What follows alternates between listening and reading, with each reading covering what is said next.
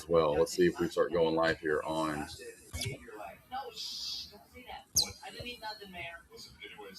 Oh, what we got? I'm watching it on YouTube. Oh, we're live. We are. We're good to go. We're rocking and rolling now. Yeah, we are live. All right. So first off, let's start with this right into the gate. Hell, and I have to go make mine because I had this little scramble to finish dinner and get the pack and Avery to bed. So what are you drinking, Sterling, off the gate, and what are you drinking, KA74? So start with you, Sterling. What we got tonight? I'm drinking some tequila here, a little bit. Get your butt in here, Baron. We're starting off with what we're drinking. So we got a little tequila from Sterling. Baron, what you I got? didn't think this was happening, man. I'm cozy. I'm like in the blanket. I'm watching Alone. This 10:30 where I'm at. I don't know what y'all doing. I'm like, I like it. My slippers on. Oh, we got the slipper squad.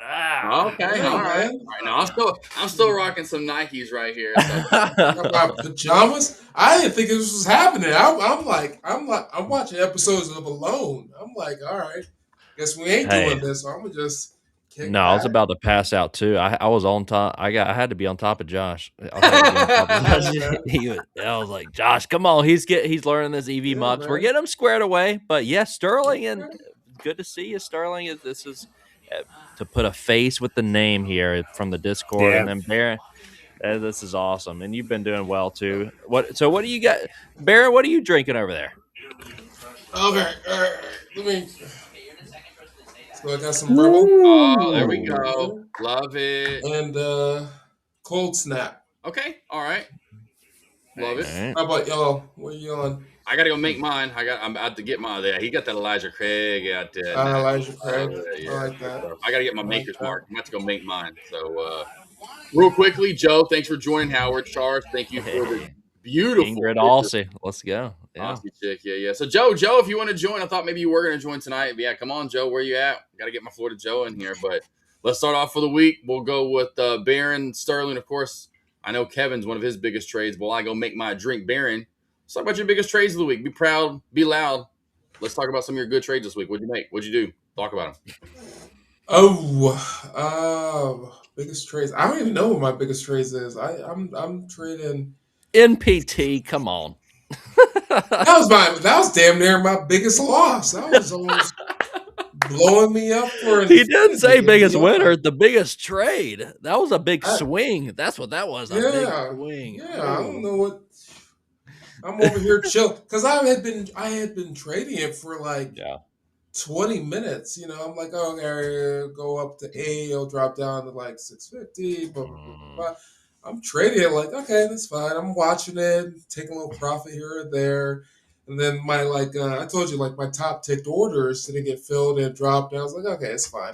I'm not gonna look at it. And then all of a sudden, I'm down $4,000. I'm like, wait a minute, hold up, wait. Oh no. So yeah, that was no more swings like that. But outside of that, yeah, I wasn't. What was your biggest trade? What was your biggest trade outside of that, Baron? Come on. I hyper scalp, so there's not big. I'll say like my big trades. No, I just don't have big trades. I have micro trades and try not to blow up on one single trade. That's really it.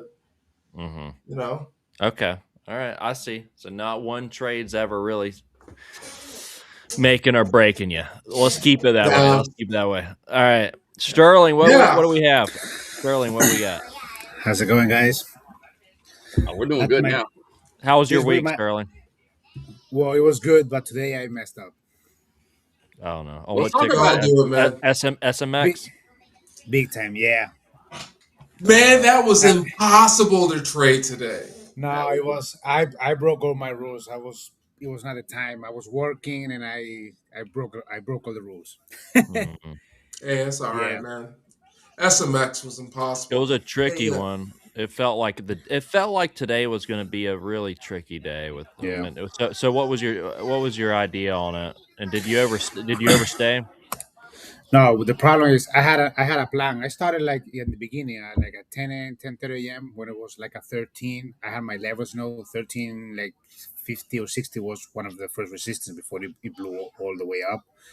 The thing with me was that I saw it, I put it, and then I had an emergency meeting at work. Oh, that's So right. guess what? Something that I've been working on it, and I left my my take profit. And it was at one point that I'm like, I saw it going down, and I was like down $400. So I'm like, oh, I'm good. So I'm leaving. And I didn't have signal in anything. When I came back, my stop loss was like, it didn't work, and I got a daily pause. It was like $3,500 lost. Oh. Now, Sterling, Yeah. you were the guy who was on after me yesterday on the live stream, right? Yep. You made Nope. 6K, right? No, that was CR Trader. No. CR Trader. That was CR Trader. Okay. Yeah. Okay. That's the other master. But I had a pretty good week. Like I, just I was struggling with myself, and I got this 200K account, and I felt like very comfortable, and I know what I'm doing. I know the mistakes, and this week was pretty solid. This week, except today, like every day, like Tuesday, I started Tuesday trading the 200K account. I started with $400. Wednesday, $300. Thursday, I had a really good day. I did $2,300 profit. So I was up on the week like excellent. 3K. So, but today, I went my old steps. Broke all the rules. But now I say I passed the page. I know what I shouldn't do it. I'm not doing it anymore. And Monday's another day. I know. I know I'm gonna do it good. You just Hey, that's all right, man. Are you still green on the week? Is that No, I'm red. I'm red. Red $900. Listen, if your account didn't get blown, listen. I took my first trade. Oh boy. My first trade on what was that, Monday or Tuesday? Oh boy. In my entire existence. Like, I'm not trading prop. I'm trading live money, and I saw a negative $4,500. Like Tuesday morning, 7:45 a.m. While I'm getting dressed to get my baby ready for daycare. I'm just getting my baby dressed. I'm getting my baby dressed, and I'm down for you. Woo, Baron. Oh, yeah. Man. Well, we're not doing that anymore, are we? I mean, listen, I was predicting like, oh yeah, I'll send some orders out. I was taking profit on this. Time out. I was predicting. I was like, yeah, okay, it's in this range. It's $8. Blah, blah, blah. It's ranging. It was ranging. It was going up and down, up and down. Aaron, I was like, okay, cool. You're making me have to pour some more. This is what That's you're doing. Come on, man. A $22 tick up, a 22-point move in 30 seconds. Okay. Yeah, that was impossible I mean, look, if you were short that and you couldn't even get your order out really on the stop if you could have set a stop limit. But yeah, it's just the prediction, I guess was the word. But but I think there's been a few different instances now where I think you've learned and realized like I can't be so I gotta be there. I can't be doing this and be getting my kids and not be at the computer screen. Right. It's the same thing. SMX is a good example where Sterling, is your kids in the background or are they watching TV? What's happening back there? Oh no, actually I have the TV button. That's like it's man, if you don't mute that, we on live. You know you gotta mute that. Oh, you hear? Shoot. Oh yeah. There's something. But hey, if your kids are watching Bluey or whatever, yeah, if your kids are watching Bluey, my daughter loves Bluey and Miss Rachel. What are you watching? They're watching something. They're watching something. It has to be Bluey or Miss Rachel. It sounds like SpongeBob a little bit. My kids don't watch nothing when I have a red day. They don't watch Jesus! Whoa! We gotta keep some boundaries here, man. Exactly. Go to your room. Time out. That's something we should talk about. I think there should be a conversation around this idea of like, let's talk about this. So I'm a full-time psychologist. I work in a counseling center. I have my own private practice, and I try to day trade on the side. How do people balance full lives? And I'm not full-time. Josh, would you consider yourself full-time day trader? Kevin, I know you do some like photography, like film stuff, editing. I Like, think it's all encompassing. Yeah, it's like all full time helping traders, working on like the just the brokerage side of things, and essentially it's like counseling, like you do, but in the day trading realm. But yeah, it's full time. Like literally today, it's been absolutely nonstop. But most days are like that as far as just assisting traders, trading yourself, streaming, doing these things. But it's so much fun. I wouldn't trade it for anything. We're gonna get you there, Baron, where it's you more full time trader, part time counseling, right? I mean, you know, Can't you do that from home? Can't you just do your Can't you do your counseling from home? I can, but it's just it's like. And when you're in a red trade and counseling, how do you even counsel to the fullest? How do you really? No, I'm not. Most of your patients just need to get things off their chest anyway. So you're just like, look, you guys talk for the next 30 minutes. I'll listen. It's more like I can't be in a trade, or if I stay in a trade, green or red, it's like I'm not going to touch that trade for the next 50 or 53 minutes. So I'm either accepting that the reality is I could blow up my account, or the reality is a green trade would turn red, because as a clinician, my clients have to come first. So if I'm stubborn enough to be like, SMX is a really good example of something that it was diabolical to try to day trade. We could get into the specifics for sure on that one, but that was one where you could not predict the next movement, and I would not want to go into session with that still open. That was just too diabolical, and certainly we could probably talk about that one, where I have a very busy life. I got a child, I got shit going on, and part-time day trader, it's a hard gig. It's hard. Yeah, you guys dive into that. Josh and I talk enough. We'll listen. I mean, I made more this week than my salary, but that doesn't mean I'm going to give up my salary job. Your yearly salary? No. I made more this week than my monthly salary. Oh, very good. Yeah. I mean, there's no way it's yearly. I was like, man, you mean to quit? Oh, if I made more this week than my yearly salary, yeah, it's a wrap. It's done. Goodbye. No, I'm not. I'm done. No. I work from 8 to 5, Monday through Friday. And I made more this week than I did at that job for a month. And you probably find a level of fulfillment with what you do, though, that trading may not offer. No, I can't. I'm not going to give them my license as a psychologist. I worked too hard to build up my practice. No, but I think that's where. I mean, that's a different conversation. But I do think when you were asking about as far as trading full time and all that, as Josh and I do, it's like I love trading, but then there's all encompassing things such as helping other traders, and that's where I find fulfillment, at least. Like trading's one. I had a great green week, but I love seeing other traders find their success, find their edge, and assisting them, and so there's different revenue streams essentially, but it's not, you can monetize different areas of it, but find your interest and passion and pursue it, and then you don't ever work a day in your life. And my dad really helped me understand and learn that, as far as just really pursue your interest. And look, if you pursue whatever your interest is and you wake up every single day and pursue it to the nth degree, like, you will find success to some degree.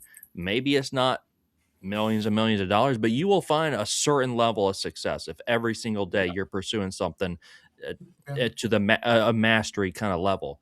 But yeah, real quickly before we go over to Sterling, Aussie chick, King Lion, my boy, Joe, and everyone that's out there listening. Thank you guys for joining us. Yeah, so Sterling, talk about what that's like. Being a, like just like Baron was talking about, being a you got a full-time job, you got a lot of stuff going on around it, but you're still trying to get the day trade going. Yeah, it's really tough, as Baron said, and as you guys know, I've been learning a lot. I made a lot of mistakes. When I was training with real money, I took the wrong advices and blew account. Then I started with evaluations, and it was not consistent. I was funded like twice, but blew everything because I was not. I was always struggle with myself, but something that you said, I think was Kevin or anything like. I think I lost the number of accounts I bought, and but the thing is, I love charting. I love the charts. Like it's something that I love it.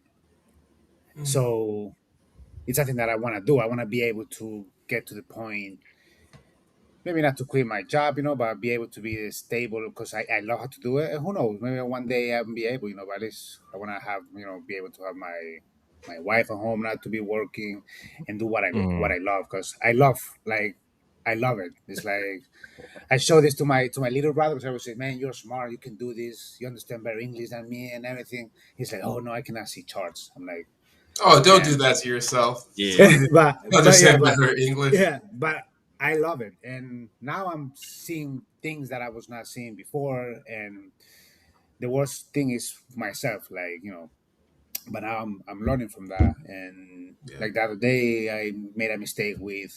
I was good. It was in Google earnings. I was up like $1,000 all day, like consistent, and when earnings, it just was my old me. And if I like study that trade, I could say, okay, I can even go for the short at what's the higher all-time high is 350. I can even try a rejection, like put a stop loss there and a rejection, and that would be a great plan. And guess what? If I do that, I would make money because he rejected the all-time high Google.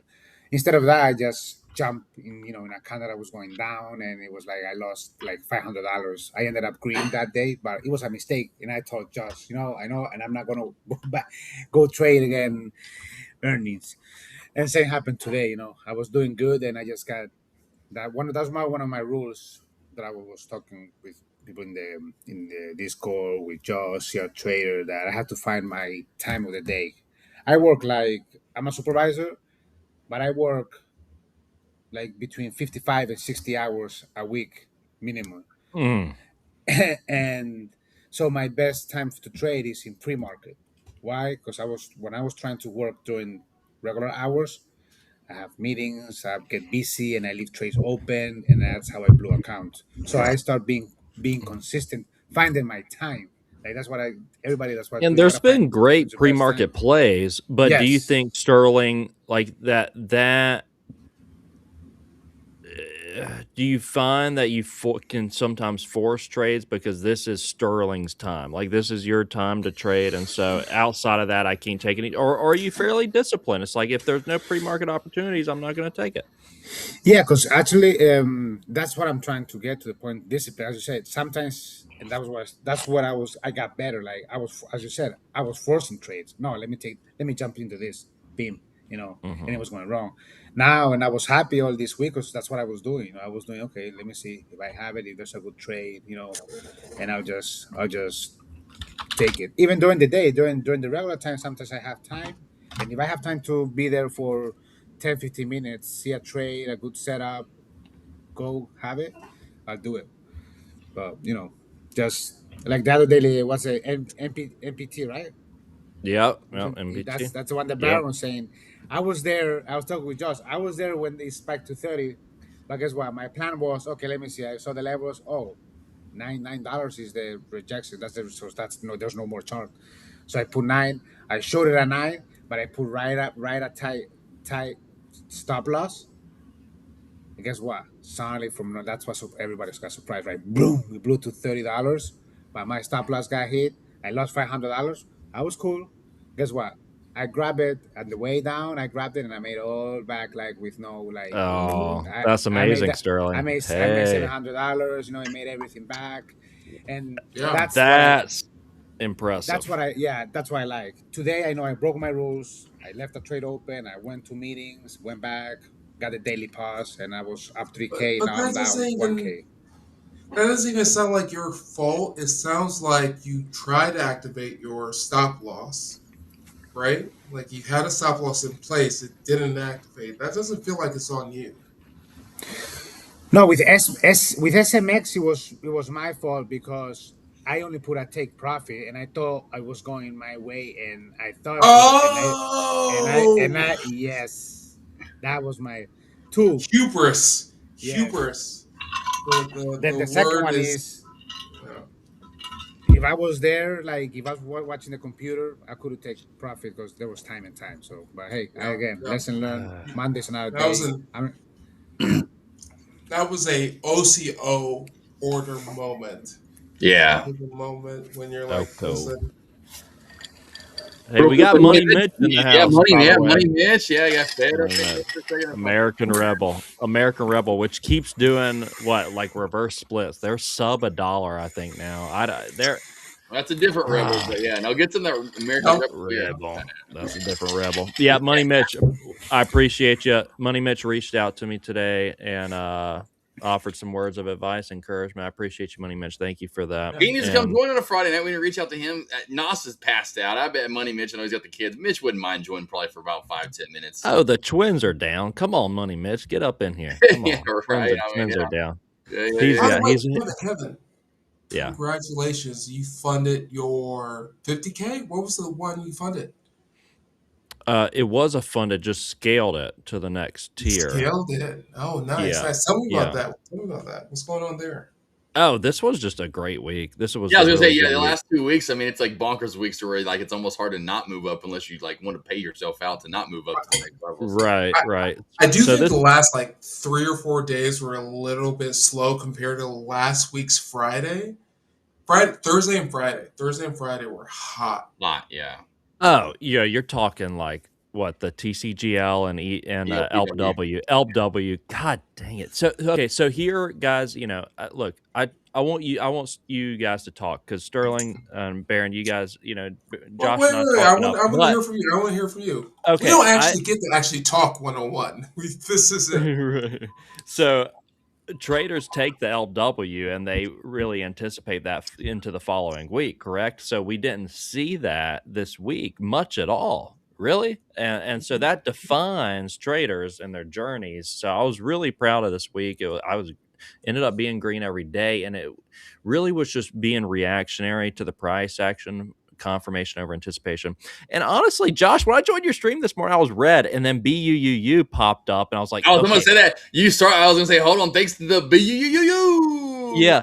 So this was a Chinese, like I was okay with the red day. Today I was red on Lemon, LIMN. It was it was just that ticker's ridiculous. But anyways, it was a 50% reclaim. I shorted and it didn't work out. So I was like, okay, I'm not going to sit here and just try to make money back on this ticker, essentially. Right. So and BUU popped up, and that was a Chinese pump that I had looked at the daily chart, and that's what we always look left to predict right. And this ticker, the last couple of weeks, had huge upper shadows, up towards 20. It had just had this manipulation pump, 10 to 20 and back down. And so it did the same thing, ended up shorting it and making money on the way back down in it. So ended up scaling the account. Had a solid week this week, and excited to take that into next week. And really, what I'm focused on right now, Baron, is like I mentioned on the stream earlier, I want to see how traders are on their worst days. I was okay taking a red day, and good job, Sterling, taking your red day on the day today with SMX, because we are defined as traders by, can we take a red day? Can you accept them? Because where most traders struggle is this. I'm not going to go too deep here, but I will just say this because this is so relatable. When traders take a red trade, what do? They say, oh, let me try to make that back. And then that one little mental note right there, Baron, you would know it well as a psychologist, leads you into destruction because you go from because Byron just did this, right? He was about to pull 10. Yeah. He was about to That I was wish me. Ira was on here. I want to check in with him. Sterling, you saw that too. He was about to pull 10K out, ended up losing it all. And it Everything. started with what? It started with but this is all of us. I'm not picking on him. This is all of us. It That started was with my what? struggle. Sterling, so you too. So it starts with, okay, I took a little red trade. Now let's try to get that back. And then that let's try to get that back snowballs into capitulation. Take a red day. Just take a red day. Now, Kevin, wait for your edge. Wait for your edge. Yeah, go for Here's what I want to say. Really quickly. This is hard. So SMX. So I had a decent day going so far. SMX was really hard to trade. And I took a red from it, and I found that there was nothing else really with the market volume. It was really just SMX today. That was the only thing with enough volatility to trade. However, I was not trading it well. I kept shorting it when it's like, hey, I'm going long. I'm going to go long. I'm going to recover. I'm going to drop 3 points, and I'm going to recover 4. And SMX was the ticker I could not trade well. But the thing is, I over-leveraged probably in the beginning of SMX because I got overconfident. I didn't know the stock structure because, again, when it drops like 2 points, I was like, oh, yeah, let me take 50 or 100 shares, where typically I would have done 20 or 40, but then it recovers those 2 or 3 points, right? SMX was more unpredictable. The spreads were larger. Even when I went back to my 2020 that I was telling you the other day, like 2020, I was still over leveraged because it would reclaim 3 or 4 points and then become high a day. And I'm hearing a theme here. Right. But that was hard to do, but you cannot. You still have to. It has to be base hit. So even when I was like, it was reclaiming, then I would take the little small green. Over time, it's just like it's such a game of consistency. You cannot blow yourself up. If you are checking in with yourself, I went from red 100 on SMX to green 300 on SMX.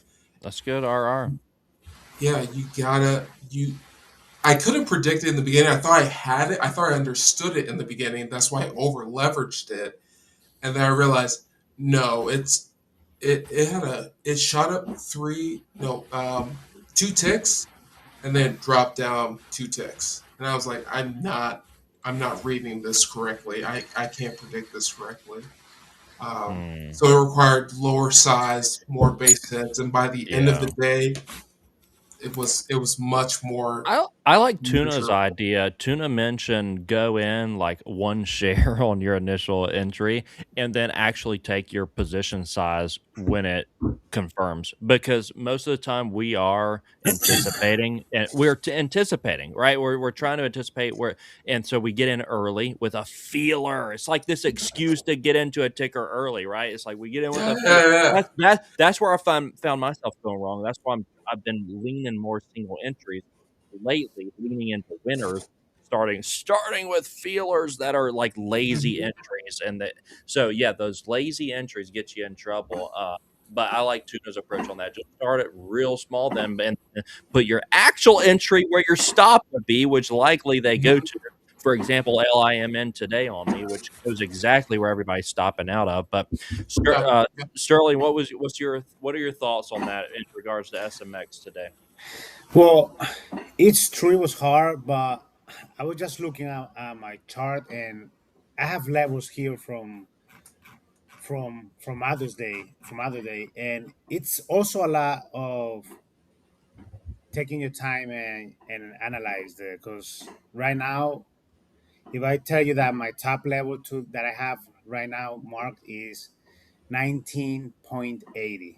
What was the high of the day? 20.20. 20 something. That's when I got in. For that break at 20, that's when I got in for the short. So My levels are, another one that I have is in 17, around 1780. That's another resistance there that it was. And it's like, if I would have, like, instead of wait for the levels, it was a possible trade. It's just the FOMO of now, that. Exactly. I got to trade. Yeah. It's the one. I got to make money. No, you don't. Exactly. You got trades Friday, Monday, Tuesday, Wednesday, Thursday. And I said this earlier in the live stream with Kevin. I mean, like, imagine on Tuesday when the SPY crashed its ass off. We're still looking at small caps and small cap traders. Imagine how much money you could have made on the futures and the Qs. How much NQ probably dumped. I still haven't looked. I bet it's hundreds of points because I know what the SPY did on Tuesday. It was a bloodbath. So I can't imagine how many hundreds of thousands of dollars you could have made on the Qs, NQ, MNQ, whatever. Let it go. Like, you're going to see movement happen, and you have to understand that you don't have to be a part of every single move. You need to be a part of the moves that you are attracted to. What do your eyes get attracted to in the stock market? Where are your patterns? Where are your setups? What time of the day are you trading? That's what you need to be focused on, not on every single bit of movement, because that is what gets the traders. You turn into a damn dog. Squirrel. Stop.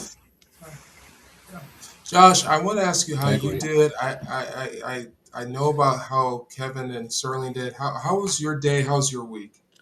Day was decent with RDIB. Only went in 500 shares, so RDIB was a short up top. Got in around 1940s. It was a 20 reversal, but I only had one trade for the day. And like I always talk about, I have very limited trades. Kevin had a way better week than me. I didn't have that big of a week. Had 5 trades, 5 wins, which is awesome, but that's it. 5 trades this week. That's it. Oh man, we talked about this. I have more trades in a day than you definitely take in a week. Yeah. Well, there are some weeks back where I've taken. My highest trading, I would say, volume would be back when in 23 into 24, where the setups were just coming nonstop for me, and I would take 6 to 7 trades in a day. But that's about the most trades I've ever taken in a day on average. Is about 6 to 7. Yeah, and I think our volume is different. I'll enter in with 50. I talked about this on Wednesday, where I'm like, if it's like above $6, I'm like 20 or 30 or 50, but if it's below. So, I enter in much smaller share size than I think you do, but I'm hyper scalping. Yeah, and that's what and that's what I tell traders. You have to figure out who you're going to be in the stock market. I've said this for years on years on years. When you get into stock trading, you don't think about this. It's all about, I want to make money. You have to figure out how you're going to trade, when you're going to trade, how many shares you're going to trade, what time of the day you're going to trade, what tickers you trade, what size you trade, as far as price rise. You don't think about all that at first. That's why I was. That's huge. Yeah, it is. Huge. That's why we have that. And here's what I realized: there were moments this week and this past week where I was like, not looking at my P&L, but I would check over the P&L. I was like, when did I jump from 600 to 900? Like, I wasn't paying attention to that. I was like watching the movement, watching the price level, scaling my trades. It wasn't like I was looking at the P&L consistently, but I was like trying to figure out what I'm doing next. Right. And that was shocking to me, because I think when I was beginning, it was all like P&L. How much am I making on this trade versus where's the resistance, where's the gap, where's the spread? Yeah, one thing I'm always doing, I don't think a lot of traders do either, like you might, but I think I do it like to this crazier degree, and I'm such a planer. I want things to form, and if these things don't form, I don't trade. So I'm thinking ahead of time. So I'm going, okay, I see this ticker, but this has to form because I've seen so many charts, and if this forms, I'll take the trade. If this does not form, I don't take the trade. And so that's one of those things where I'm like, I forgot what the heck I was doing earlier today. And I was like, man, this is me as a trader. I'm anticipating things ahead of time of what I want to happen. And if it doesn't happen, I don't take the trade. And that's just me. And then that's where I do size higher and bigger and accordingly. It's because I've seen these things happen so often. Of course, in the one-on-ones I talk about, where I've had this for years, streaming live since 2020, where when I first started streaming live, I'm a big bounce trader, and I still am. But they would go, AK, well, I'll go AK-47, or Josh, how are you not scared it's not going to knife through that area? But like, you're just going to put limit orders in and just trust your area. I'm like, yeah, I'm a 75% bounce trader. Well, I mean, like, I'm going to lose, yes, but through the 25% of my losses, how many of that 25%, if I take that in a full 100% pie graph, are actually knifes through? 5%. So you're talking about, out of the 25% of the losses I have, 2 or 1% knife down. Yeah, why am I'm not worried, right? But they are so worried because of the things they haven't actually track journaled and back tested over and over and over, and they haven't seen it hundreds of times like I have. So I'm just like, hey, here's what's going to happen. And if I put it in this area, it's not going to knife through, but about 1 to 2%. But so it's like it's doing these calculations, and you're going through ahead of time and going, here's what I want to see. If I don't see this, then I'm not. And I'm just, again, because I'm a big sports guy, I just think about quarterback. Always, quarterbacks or just point guards. They're waiting. Well, good point guards. The NBA anymore is a little bit anyway. But you get my point. They want to see things form in that defense as soon as they downset Hut. And if those things don't form, of course, that's where, like, again, not good quarterbacks in the NFL, and you see it through across the board. That's where they struggle because they want to see something happen right away because they go downset Hut. I'm going to wide receiver. I'm going to target one. When target one is covered and I'm fucked there, that's where they and they take sacks, they throw interceptions, they scramble for no reason. Where they should step up in the pocket, go to 2, go to 3. They don't. They freak out. And so I was like, Josh, 1 may not work, but guess what? 2 might, 3 might, and so you can't give up on just 1. And so it's just this relax, sit back, wait for trades to come to you. Target 1 may not be open, but target 2 or 3 probably will be if you just sit back and wait for it. Jay Trades in the house. What's up, Jay Trades? Yeah, there's Jay. Jump on in here. Give us some wisdom. Come on, Jay Trades. Give us some wisdom. Jay, you want to join? Jay will send the link if you want to join on over. Jay will next. Jay wants only one rule. Only one rule. You can't be sober. You can't be sober. Jesus, you can't be sober? God damn. All right, well. Jay's got like 4 kids, 5 kids now too. Like, Jay, what's up, Jay? If you want to join, we're all drinking. I got the makers. We're going across the board from tequila, bourbon, yada yada yada. So Jay, if you want to join, come on over. I'll send the link over to you. Jay, come on. You want to. Jay will go on a preach. Listen, if we get Jay on, that's another thing too. He gets 5 minutes and that's it. I'm gonna put a timer on him as soon as it's target. He's worse than me. He talk that much? Man, I talk. Man, I can get on some tangents. Jay will get. Next thing you know, I love Jay's my brother. Listen, we can't have like 3 hyperactive ADHD folks.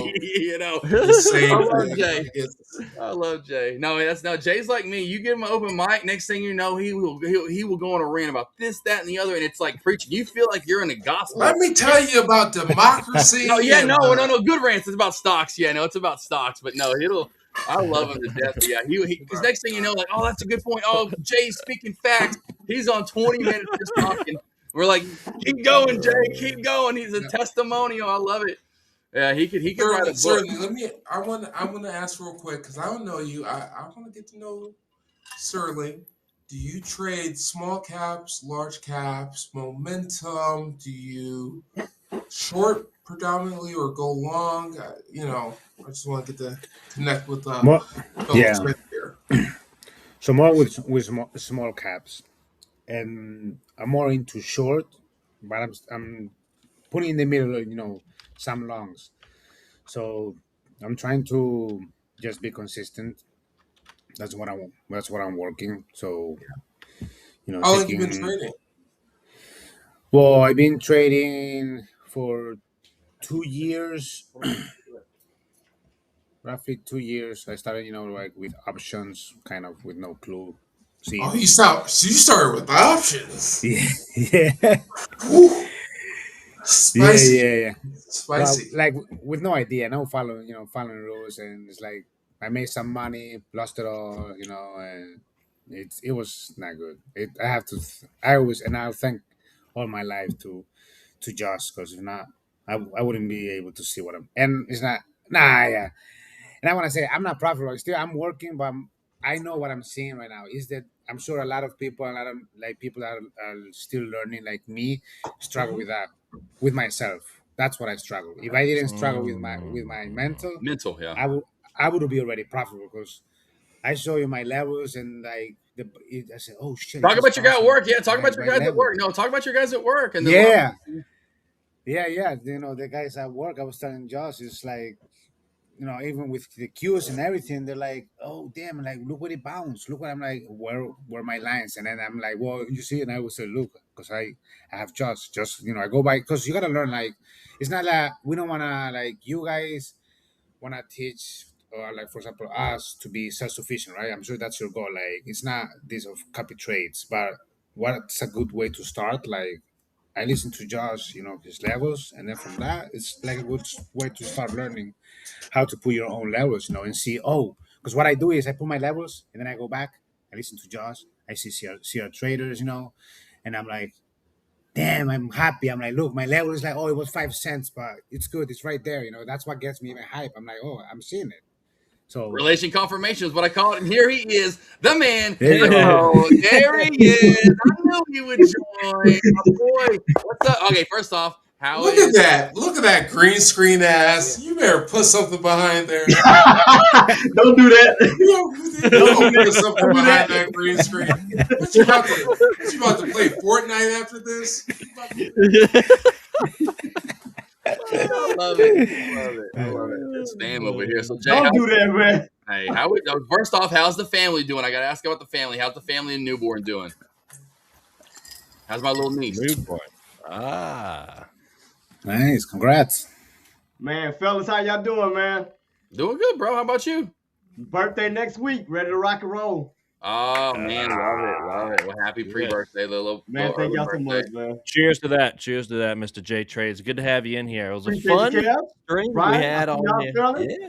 And of course, AK-47, my guy, my brother. So talk about your week. How have things been? How's the family? Man, so far so good, man. My baby girl's getting older, man. She just turned 2 months, so man, I mean, it's been a blessing, man. Can't complain. Yeah. My little niece over there, the family growing. I love it. Down below me in Louisiana. So yeah, talk about streaming live. How you doing that over on YouTube? Of course, you can follow him, J Trades. He's streaming live. He's been streaming live for a long time now. He kills the spy. Puts his levels in, which I love. Trend lines, downtrend lines. It keeps going. So if you needed anything with large caps, you want spy talk, go follow Jay on it's J Trades over on YouTube. I'm telling you, Twitter, Instagram, he's got it down. It's the only J Trades out there. He ain't got no copycat. So go follow my bro. So how's it been, bro? Oh man, so far so good. Man, I lucked up as far as the swing trade. Caught CRWV at the bottoms of. I lucked up on that one. That was Thursday. Towards the market close, around 70, and then that next thing you know, that bad boy shot from $70 up to $90. Love it, my man. So, real quickly, I'm gonna ask you one question. You ready? Oh Lord. Oh, here we go. All right. No, I want Jay. He's about to do it. All right. So Jay, if you had to tell right now, if there were 5,000 new, which are not, I wish there was 5,000 new traders watching right now, what would be your biggest advice to them? Go. My biggest advice is, I mean, what a lot of people do is they get too emotional. They want to rush. A lot of them want to try to be millionaires overnight. And like we always say, it's not a sprint, it's a marathon.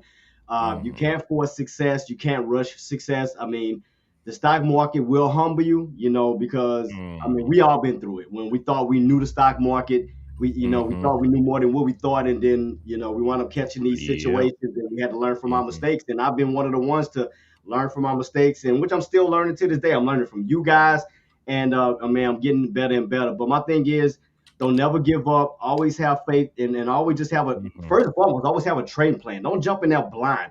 I mean, a lot of people, they jump into these stocks. They don't know what their entries are. They don't know what their exits are. They're just jumping in blind without no game plans. I mean, that's the first and foremost thing that you always have to have. Study. I mean, and another thing too, you already know, AK. A lot of them do not like to even take the time to study at night. Yeah. Homework. Do your homework. Do your homework. What are you telling your kids? What you telling your kids? Do your homework. Exactly. And 2 month old already. And the thing about it is the answer is right in front of them, but they still don't seem to understand that. Once the market settles, I mean, and the market closes, look into your past chart history. Understand the levels of support and resistance. The market is 10%. I'm sorry, 90% psychology, 10% strategy. All the market does is rotate back and forth. Understand your past chart histories, your highs and lows, and it's pretty much rinse and repeat. That's it. I love it. Preach. Amen. Preach. Oh yeah, the 90%. So true, dude. J Trades could start like a stock trading church. I mean, I could sit there and win them cues. I like it. Yeah. The J trades. And God said the volume did not match the height of that candle. He said, before the grace of his knees. All right, so we got Bishop, we got Pope J Trades and Bishop Barron already out of the game. Oh, and another thing is what a lot of people don't realize is really a cheat code to the market, and people even in the blue chip stock, people don't really even understand it. What I tell a lot of people is, if you're trading SPY, watch VIX. VIX does the opposite of what SPY do. If you know SPY, if you know VIX is downtrending, 9 times out of 10, SPY is going to uptrend, because I mean, you can use VIX really to trade SPY, because if you know VIX is going up, that's a call alert. I mean, that's a put alert, because the shorts are follow what VIX does. Now, if VIX is falling, that's a call alert. I mean, it's so simple. I mean, all you do is understand these setups. That's what I was doing this week, trying to tell a lot of people. I said, guys, look at SPY and look at what VIX is doing. I think it was, I want to say Wednesday or Thursday, I drew it out. I said, guys, look at what VIX is doing. VIX is making an uptrend. You are in an ascending triangle pattern. This bad boy is getting ready to squeeze. So if VIX is about to go up, guys, SPY is going to continue to go down. We downtrended for Tuesday, Wednesday, and Thursday. Then you got that blast and that reversal on Friday. Yeah. It's just so simple. Quick, love this real quickly from Joe in chat. How do you deal with family distraction? So, any of you guys, I got dogs, and it's not as much. They're always here. So Sterling with kids, Kevin with kids, Barron, if you got them, J Trades. I know y'all got kids, I don't. How do y'all deal with family distractions? I don't really have family distractions. They're all, y'all know me, of course, in my live streamers. Joe, I let my child blow up my account to infinity. Oh my god! It was. I remember. How do you deal with family distractions, Barron? They just blow me up. My child put me into a short, and I was like, I remember that. Oh my god! I remember. She slapped your keyboard. Yeah, this was a couple months ago. Yeah, she slapped your keyboard, and you were like, "Well, hell with it." That's a good trade. Maybe it's fine. So this was interesting. This was when there was a major issue with this online cloud service, and so none of us as traders got the updated information. We got news. We didn't get any of that. We didn't get any updates. And so this trade, I forget what was that. It was like $12. But I was like, oh, it's not going to go up. There's no news on it. Why would it go up? And I'm holding my child. She puts me in. She like slams my keyboard. She auto. I was like, okay, I'm not going to get out. I was just looking at that stock, but I'm not going to let it. All right, fine. It went from $12 to $28, and I was short. And I was like, well, that account's blown. This is how that day goes. Working with a full-time practice, a full-time job, a full-time life, and child and wife, that's the hardest part of day trading. Yeah. For real. For me. I'm balancing a private practice with counseling and services, and I say, let me make a couple $100 on the side, and it's like impossible. J Trades, let's go to you next to Joe on the bottom below me. Let's go next to you before we go to Sterling. One word. Well, I had to stop doing it. One word: melatonin. One word: vitamin D. You gotta get that vitamin D. Hang on. So your wife and your kids, you're slipping them melly, huh? Oh, they be right to sleep, and I mean it's all quiet. I can focus on my trading. I love it. One word, melly. All right, Sterling, what we got? What's it like with the kids, full-time job? The most thing is the full-time job. That's the one that impacts the most. Because then with the kids, I try to do like a pre-market. I'm up at 4 a.m. So they're still in bed. And then what I do is, because my wife supports me 100% with this, so without her, I would already be done with this. Too much money investing in this. She's a gem, Sterling. She's a gem. There's not a lot of. No, not a lot of wives. She supports me 100. 100%. Not a lot of wives that support that. Yeah, she's a gem. And so in the afternoon, she knows I need when I get home, my 1-2 hours, because something I was not doing in the past. I get home and I do my homework. I go, I check the charts, past history, and I say, oh, and then I start seeing things. You see, this is the support, this was the resistance. Why did I did this trade? I shouldn't be doing that trade, and that's when I start seeing things. So that's it. But it's rough. It's rough with a family and a full-time job. Yeah. Kevin, back to you now. To end it off with how family distractions. How do you deal with it? How do you get through it?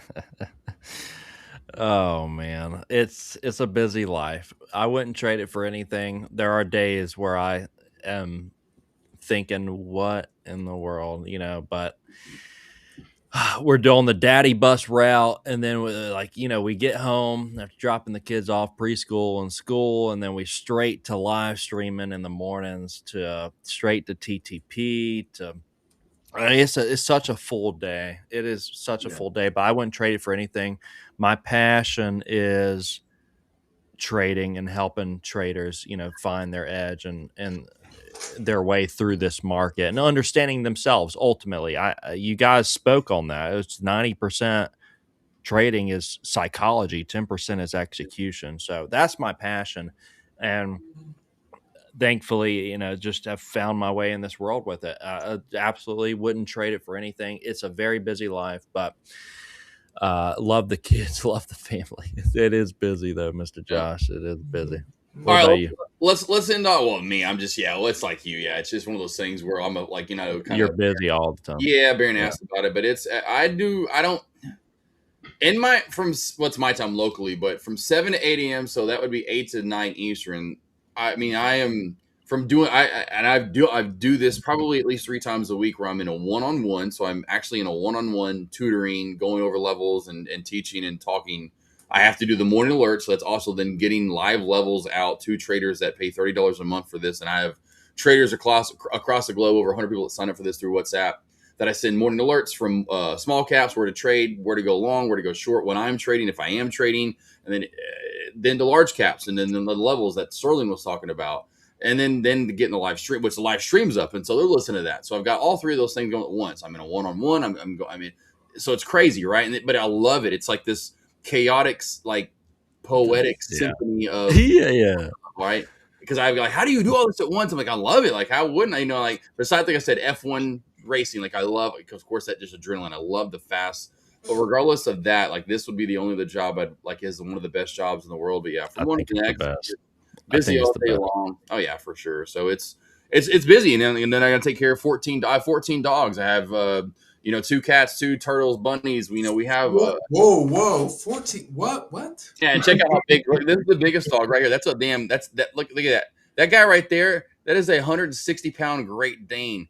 Yeah, that makes a little that's a shepherd. Is that corgi? Corgi? No, that's a 70-pound shepherd right there. That's how big that dog is. That makes a 70-pound shepherd look like a little. What am I looking at? These all feel like optical illusions. What? Yeah, right. Well, here, how about this? I'm 6'3". Well, anyway, but yeah, no, I'm like anyway. People think I'm like, I've met people like, you're like, I didn't know you were so tall. I'm like, I'm 6'3", but yeah, no, we have 14 dogs. We have 4 Great Danes. So this is another Great Dane back here. So there's another massive dog right there under her cover. So we have 4 Great Danes. And now how many food go through? We go through about 200 pounds of food a month. That's how much food we go through. I'm glad you're a successful trader. That's all. So it's busy nonetheless, but I love this. This is so awesome. Like I love doing this and be able to get with you guys. And that's the one thing I love about this too as well. It reminds me of music. It reminds me of sports. It reminds me of music, or essentially media, that you can get together and talk about it. You could argue about it and still leave the next day. Or video games. There's something that it ties people together, because there's this little niche of people that love something so much, so passionate about it. Oh, yeah. It was so fun in Orlando getting together with everybody. There's nothing like it, because you have this niche, like you said, a niche group of people who are so passionate about trading. And to some, it may seem like on the surface, like, oh, this is just nonsense. But really, to us, we're looking in a mirror in and of ourselves, trying to discover who we are as people. Like, trading is that. Ultimately, we're trying to know ourselves so intricately to the deepest detail, understand our flaws, our weaknesses, and our successes. Joe, are you over there with 14 Huskies? That's what he says. Yeah, I'm like, what? I've got I did 14 not know dogs and 4 Great Danes, but 14 Huskies all the same. It's like, here's my point. I love all my different dogs because they have a different, like, that's the one I get asked all the time. How do you know which one's which? 14 Huskies. How do you know which one barks, which one's which? They all got to sound and almost look the same. That is crazy. That is awesome right there. Love it, though. Love it, love it. All right, how about this then? Okay, before we end it off with the Super Bowl, and I want to talk Super Bowl talk, any animals out there? Of course, y'all got kids. Any animals? Kevin, Sterling, Jay, Baron? Yeah. I have a cat. I have a lab, and I have a miniature pincher. All right. Jay, Baron, Kevin? No pets. Come on, Jay! You got all them kids and not a dang dog for. Okay, Jay. Guess what? Guess what's showing That up? makes sense. That actually tracks. A little bit. Yeah, I get that. Yeah. I mean, it happens. I already deal with kids that piss and shit. So I mean, I really gotta take care of that. So. Yeah. Well, damn, Jay, Joe got 14 Huskies. What? Yeah. No. I was surprised. I was shocked by that. If that's accurate. So, Jay Trey, is that your only the 2 month? No, I got 4 kids total. 2 boys, 2 girls. Yep. Okay. Yeah. So you've had your round of it. Yeah, 2 months. That's real in the thick of it. Sterling, you got what? Sterling, you got 4, don't you? Right? I have 2 kids, and I have 1 baby girl on her way. On the way. So yeah. So Congratulations. Yeah. Congrats, salud. Thank you. Yeah. So 2 boys, 2 girls, and that. Okay. Yeah, we got our fair share. All right, so here we go. Super Bowl. Who do we got? Super Bowl, top left-hand corner on the live stream. We got Kevin first. Super Bowl predictions. Let's do it. Kevin, you go first. Seahawks 26-23. Ooh, I got 31-28 Seahawks. Sterling next. I cannot say about football because I don't follow. Oh, well, come on. I'm a soccer guy. Patriots and the Seahawks, just throw a score out. I have no clue. I have no clue. I love it. All right. Baron, you're next. Baron. Oh, I'll be $500 green that day, regardless. I don't even know. I'm gonna say it like that. I'm like, yeah, I'm gonna trade small caps on Sunday. Oh well, no. I might trade Bitcoin. Like the way it's falling. Have you all seen Bitcoin? Whoa, what? Oh, MSTR was football. What had a huge move today? MSTR did about a 30-point move back up from yesterday's low. So some of these drops are crazy. Crazy, yeah. Yeah, no, AK, that drop happened due to those files, right? Yeah. Files? Yeah. Okay. Yep.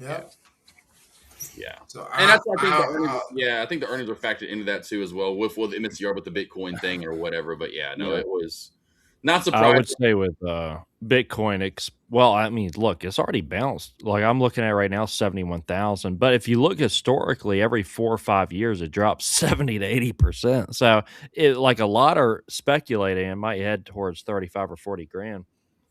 Yeah. Be mindful of that. I would love that. I mean, just any of that, Ethereum, all that kind of stuff.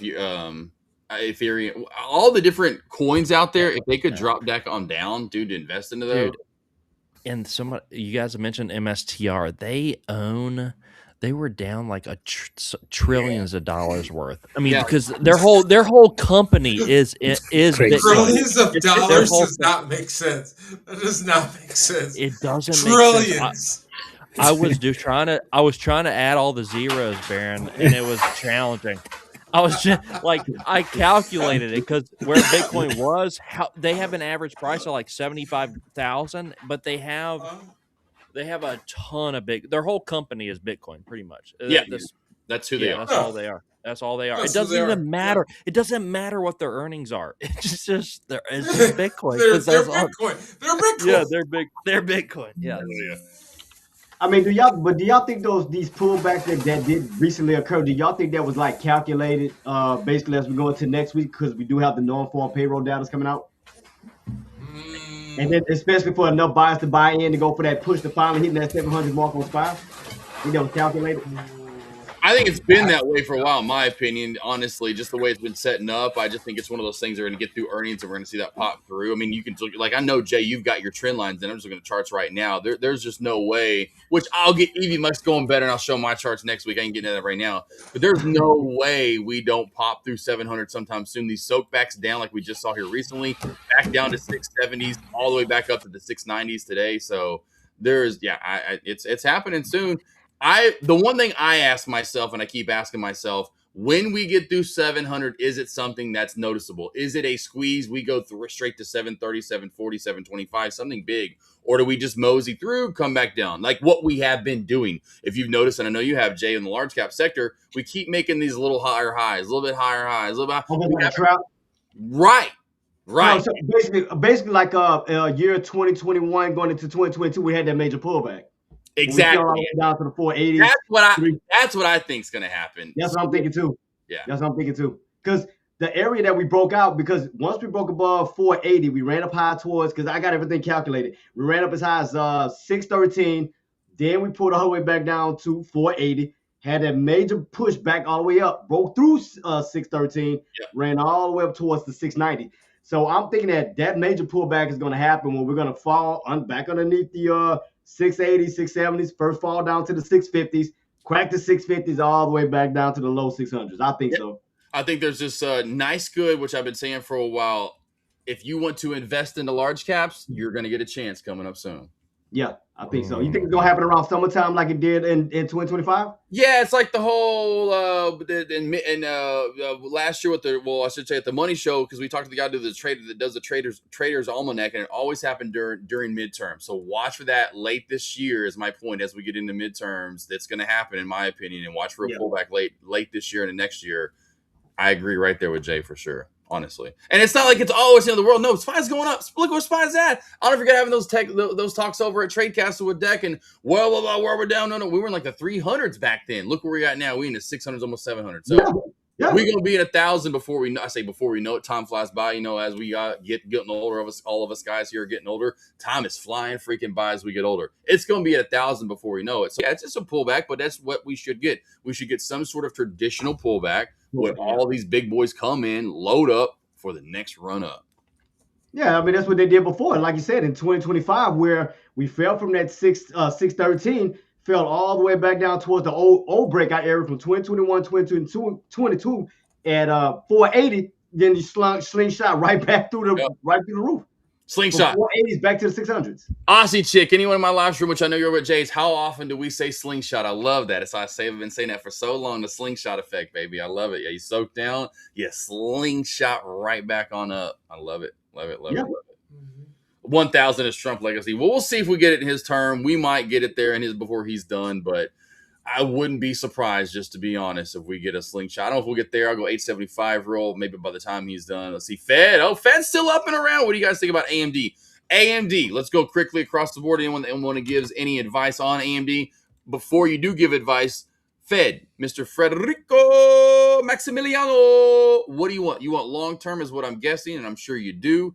My quick thoughts, Fred, just looking at the daily chart. Anyone to pull it up? 200's massive. We bounced at 200.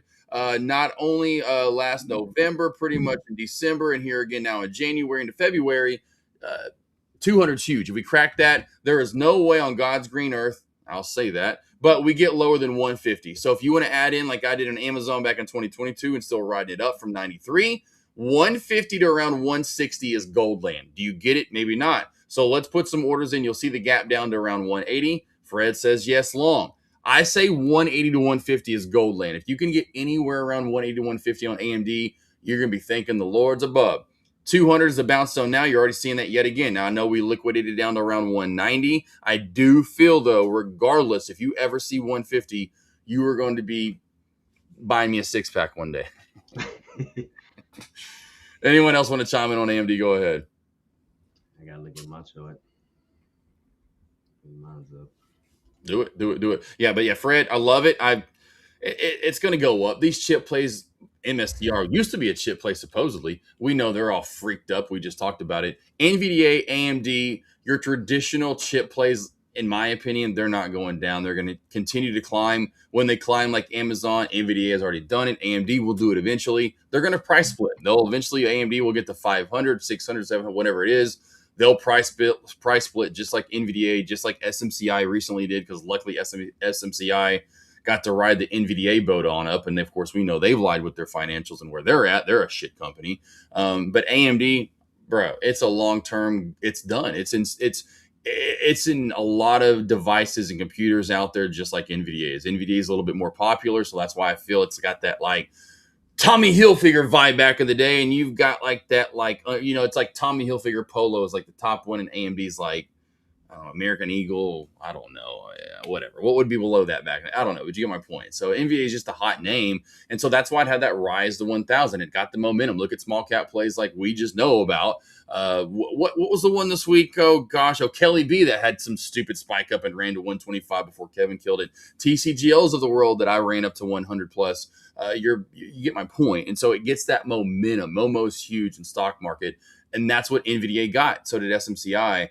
AMD is a forever stock. AMD is going to keep going up like Amazon. It's going to keep going up like Apple, and eventually just going to price split. Why? Because they want more people involved. When they get to 500, they know when they get to 1,000. There's so many people that can invest in their company. So what do? Price split.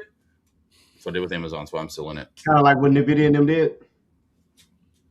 SMCI and all that when they went on that run. Yeah. I remember that. That's it. So yeah, there you go, Fred. You got it, bro. Yeah, invest if you can. I've said that. That's what I'm kind of saying, and even Jay kind of asked about, which is a good question. I do feel we get that pullback a little bit more so. It's just a traditional pullback, which we should see, just a nice, healthy pullback in the stock market. Look to invest. I said this in 2022. I was yelling. I know Jay probably remember this on Tradecaster.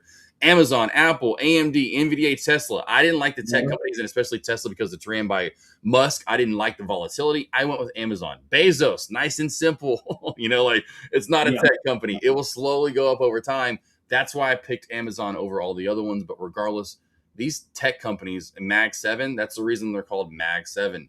They go up with the SPY. The SPY goes up. It never goes down over time. It continues to climb. It goes down a little bit over time, but you look at the grand picture of things, SPY will never, it just keeps going up. That's what they want. Yeah. You got to realize how many, like I said, back in 22 and 23, when we had these pullbacks, how many are IRAs, how many Roth, blah, blah, blah, how many people have long-term investments in these companies?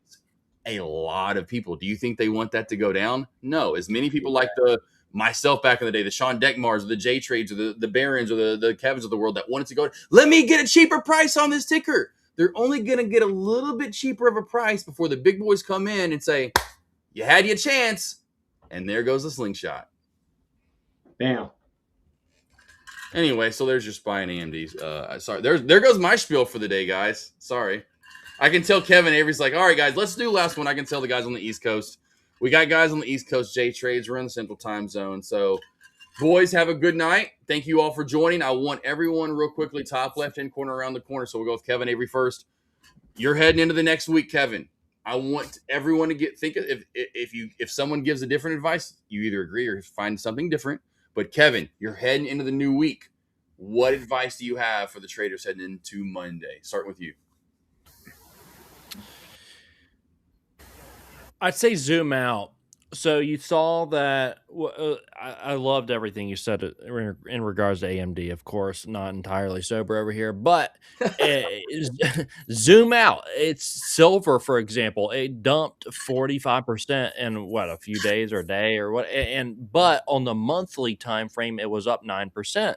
So look at your equity curve and think and look at that picture. Right?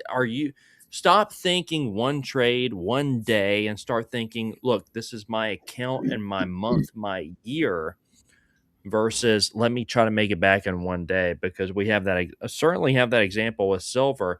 And we want to make sure that, I think Baron mentioned this earlier, like the market's going to humble us as soon as we allow ego to take precedent over good trading. Good trading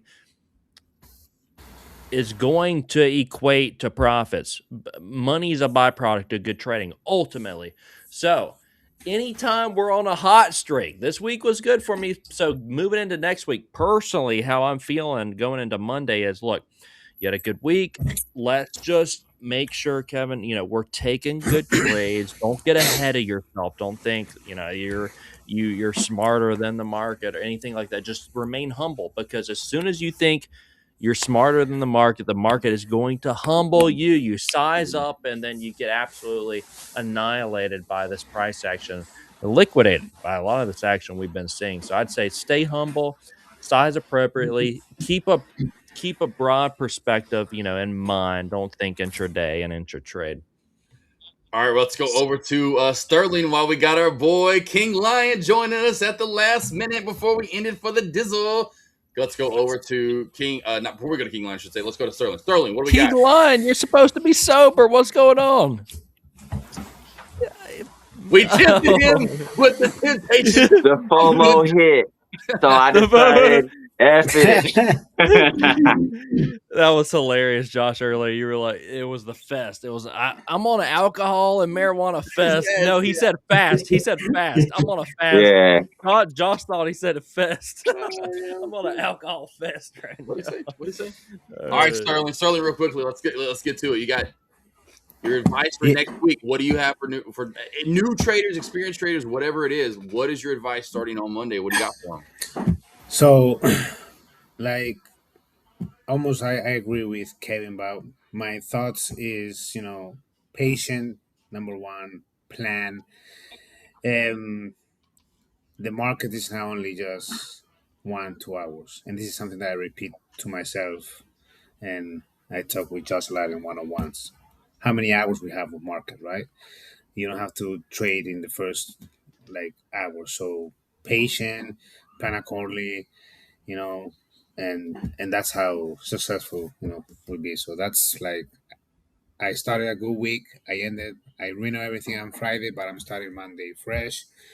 And for new people, like me, just always patient and let the trade come to you. That's what I gotta do. And then one last thing, I always like I said, I want to thank you guys, because I don't know how many people are seeing us, but I've been in different communities in the past, not naming the communities, but you guys are something else, like I always say, because it's not like I want to teach something to somebody because I want to make money from what I teach. You guys are not like that. I wouldn't be talking with you guys right now. You guys want to help people, and you demonstrate that. That's what you want to do. It's not all, of course, right? You that's your job. You're gonna get paid, because I don't work for free like you either. But it's not only that, you want to really help people, and that's what I want to tell everyone, that they won't find people like you, mentors, anywhere. So I would thank you guys. Where did Baron go? Baron just dropped out of nowhere. I think number two hit him. But yeah, Baron dropped out. I was like, where'd Baron go? I figured he would have jumped in real quick. Baron, where you at? Don't tell me number two hit you. All right, Jay, what we got? Oh no, I'm still there. Well, go ahead. You're next, brother, baby boy. Come on, let's go. You blacked out after drink. Yeah, right. I'm passing out, guys. All right, Baron, what we got? Advice for next week. What do we got on Monday for traders? I love the advice so far from Sterling and Kevin. What we got, Baron?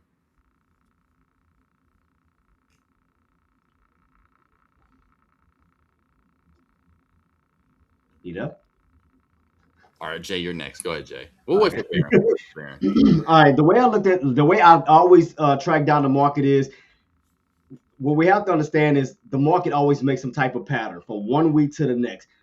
Monday sets the tone, Friday sets the standard.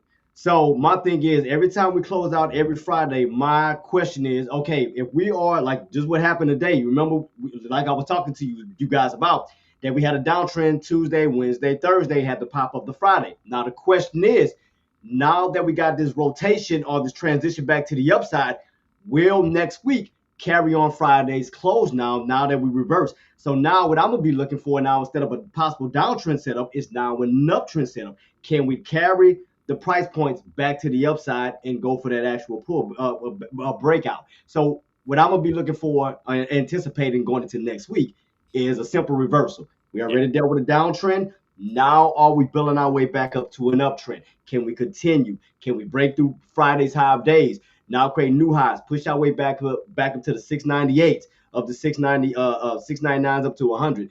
So I will be anticipating a possible continuation uptrend, and that's basically what I'm gonna have everything set. Oh, matter of fact, can I share my screen real quick, AK? Yeah. Share press the share screen button on EVMux.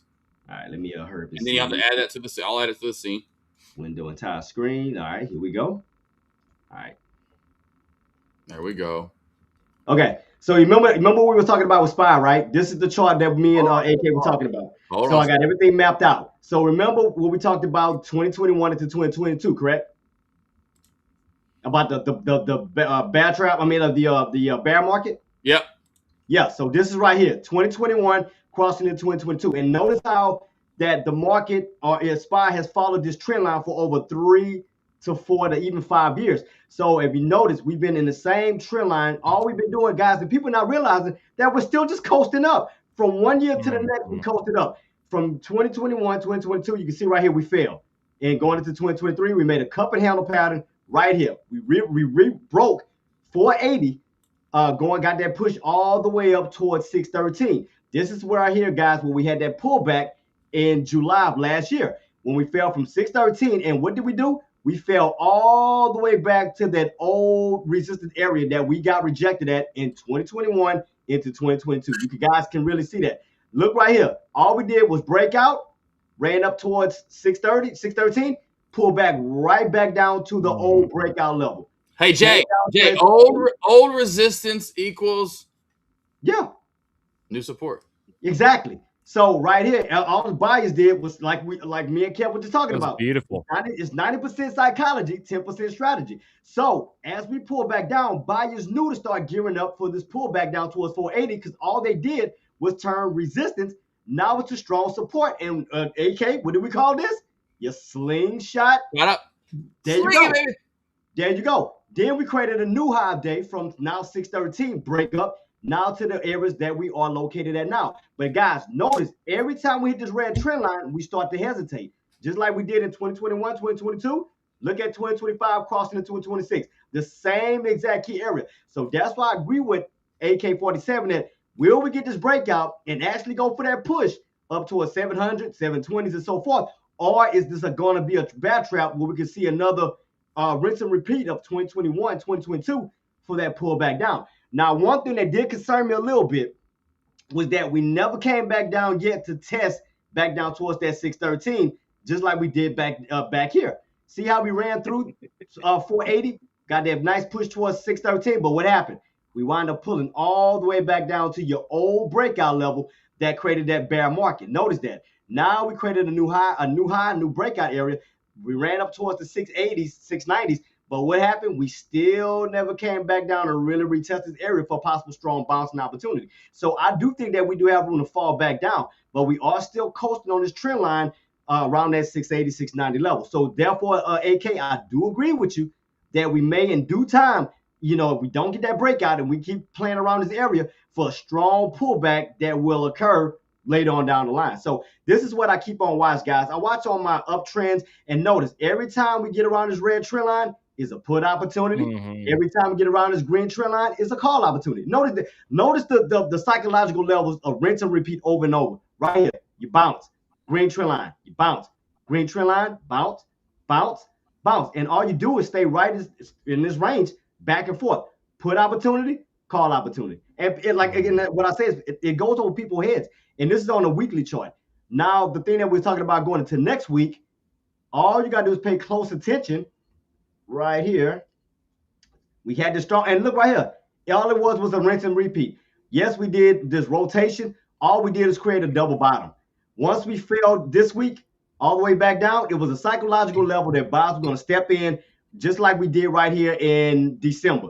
All we did was fall back down to the same key areas around 670s, got that bounce right back up to the upside. What people don't realize is, and as I was telling AK and everybody, guys, all the market does is rotate. Yep. It rotates at psychological levels where you can see a nice buying opportunity and a nice selling opportunity. Look how many times we hit around the 697. Put. And you notice that. I mean, it's like it's psychological levels. Clockwork.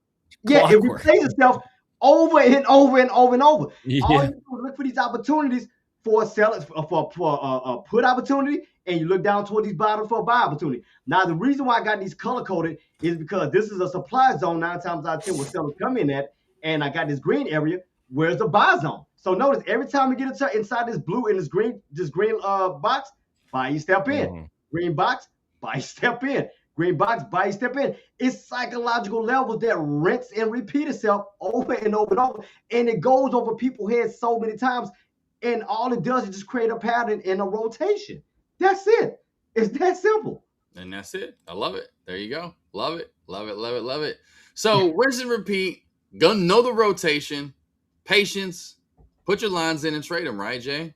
Yeah, because one thing that once we make big moves, Cam, y'all know this. Brian, y'all know this. Anytime we make a big move, either up or even down, what's the next step that we're going to? Consolidation. Because it's prepping itself up for the next move up or next move down. Every time we make a big move up or down, consolidate, and then we go on the next level up. Preaching. All right, Baron, now that you're back, give it to us. Honestly, Jay Trace makes me feel like I'm gambling. 100%. I've been green every day this week. He makes me feel like I don't know shit. Well, that's why he's Pope. That's why he's Pope J Trade. You're Bishop Baron. You're learning from the Pope. On the small caps, you just gamble it away. Yeah. No. That was an excellent analysis. I mean, SPY has been crazy, as well as gold, silver, and of course Bitcoin. I mean, it's been really hard to predict the next couple of moves, the next couple of days, the next couple of weeks. Of course, small caps continues to be consistent, if not volatile. There's not much I can say, but developing your edge, developing a consistent edge, that's really all you can do. And as long as the bid volume, of course, the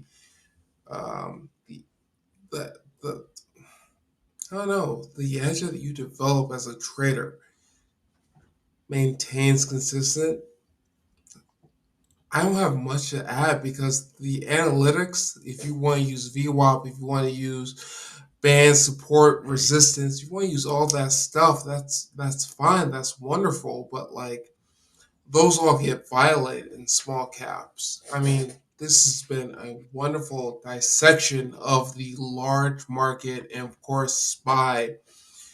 But in the realms that we trade in, the realms that myself and of course Kevin trade in, these get violated. There are so much more emotional ties to what we do, and so mentality applies so much more to what we do versus structure, stock, support, resistance, market evaluation, bonds, etc. So there's not much I can say, but beside be humble before the face of God in the market. Love it. Good preaching, Brett, there. All right, so our newest attendee of Traders Anonymous here. Here he is. Yes, finally in the bottom right-hand corner. Mr. Ryan. He was on the Colin show here recently, Lion, so I'm excited to hear from you. All right, so we got 3 things to answer, King Lion. First off, we'll get to this. Super Bowl prediction. Well, I'm not really into sports, so I'm not really keeping up with that. Look at the guy just above him, and freaking Sterling saying the same thing. It was like, Yep. I'm so sorry. Yeah. I'm sorry. This is my sports right here. This is my sports right here. We're all like, the Super Bowl is this weekend? AK, I love it. AK, you notice the panel matches one another, me and you. And then you got Sterling, they everybody matching right on top of each other. Like we all have something in common. Me and you, Southern boys. You got Kevin. Oh yeah, me and Dad are like brothers. We be trading together 4 a.m., 6 a.m. Yeah, that's my trading brother right there. We both growing together. We're both on the same journey. Yep. All right. Question number two. Let me ask you. Get straight to this. You joined tonight. I know you joined for a reason. What do you got to get off the chest? Let's get to that. I don't really have anything to get off my chest, but I just wanted to chime in. I already had it primed in my head. I'm like, I might join these guys later. And then I got in. I know I was almost home and I saw the link. I was like, and I joined. I was almost home. So when I got home, I was trying to set everything up. I was like, all right, let me just try to join. And then of course I catch the last 10 minutes, but it's all good. It's all good. All right. So But go ahead. yeah, no, I actually traded SMX too. And it's funny when Sterling, I seen when he alerted that I think he was shorting. And all I could think was when I seen SMX, I'm like, SMX, hold on, isn't that the one that set everything off once upon a time? So I was kind of like, I was getting in the habit that I like to catch the back end of the move, and I had a bad habit of catching the front end. You know, I'm short biased. So I'm like, you know what? I told myself I was done on the day, actually, by the time SMX started popping or whatever. I traded BOXL. I had traded BATL earlier in the day. I had a couple other trades. So I didn't really like anything. Like I liked some things, but I didn't love anything. So I told myself I was done. But that FOMO kind of hit. I seen the alerts coming in. I seen CR alerting. I seen beta alerting. I seen a few people. So I'm like, you know what? I'm gonna just do a little something. So yeah. Where do you catch it? Where do you catch SMX, Lion? Okay, so let me see if I can pull it up real quick because I actually shorted it. Because that's excellent discipline. So what you're suggesting there is with today, you had pretty much counted yourself out of the day. It's like, oh, look, I'm not. There's nothing that's really hitting my radar that's telling me, look, take this trade. But eventually it did. Your gut was screaming, Lion, take this trade. In which case you did, and you listened.